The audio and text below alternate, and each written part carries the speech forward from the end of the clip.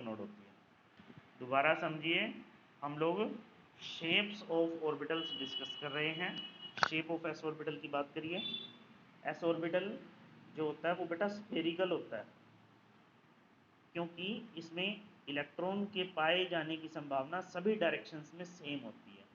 Probability of finding electron is same in all directions.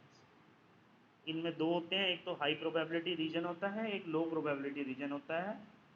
Low probability reason को node कहते हैं, लो probability reason को node कहते हैं, और हाई प्रोबेबिलिटी रीजन को ऑर्बिटल कहते हैं, हाई प्रोबेबिलिटी रीजन को ऑर्बिटल कहते हैं।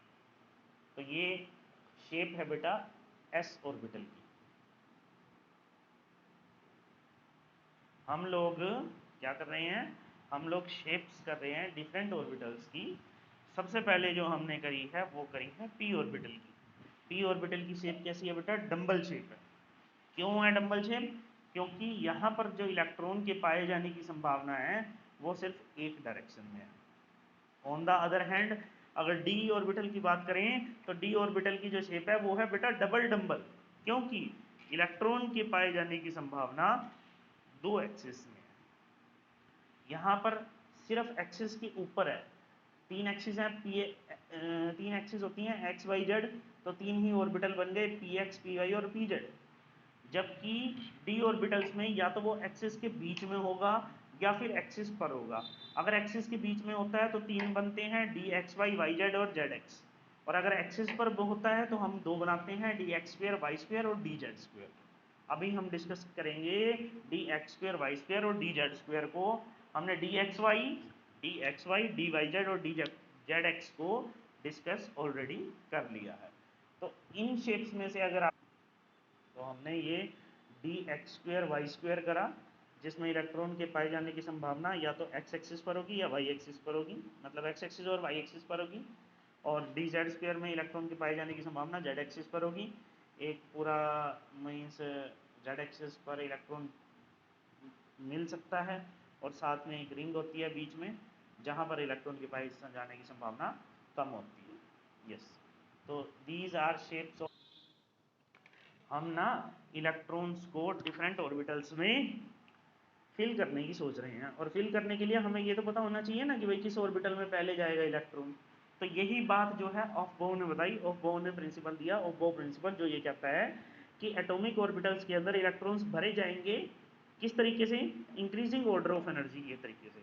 मतलब जिस जिस ऑर्बिटल की एनर्जी कम होगी उसमें इलेक्ट्रॉन्स पहले जाएंगे, और जिस ऑर्बिटल की एनर्जी ज़्यादा होगी उसमें इलेक्ट्रॉन्स बाद में जाएंगे। यही क्या है, ऑफ बोन प्रिंसिपल। तो ऑफ बोर प्रिंसिपल ने ये तो कह दिया कि एनर्जी कम वाले ऑर्बिटल्स में पहले जाएंगे, तो एनर्जी कम होगी किसकी, ये बताई बोरबरी ने। बोरबरी ने दिया बोरबरी रूल, जिसको हम n प्लस एल रूल कहते हैं।